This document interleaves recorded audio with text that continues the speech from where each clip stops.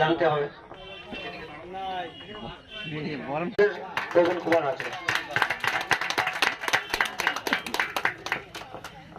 এবার আমাদের রাজাপাট চাষি আছেন, উনি রাজাপাট সম্পর্কে, উনি রাজাপাট কেন চাষ করেন, রাজাপাটের কি কি গুণাগুণ আছে, অবশ্যই ওনার কাছ থেকে শুনবো।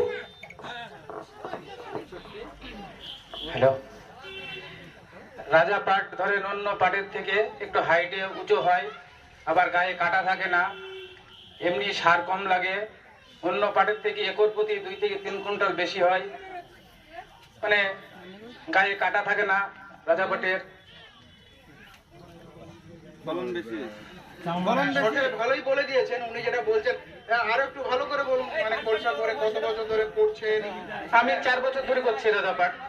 কত বিঘা লাগান? আমার এবছরে 8 বিঘা ছিল। 8 বিঘা। 8 বিঘা। আচ্ছা।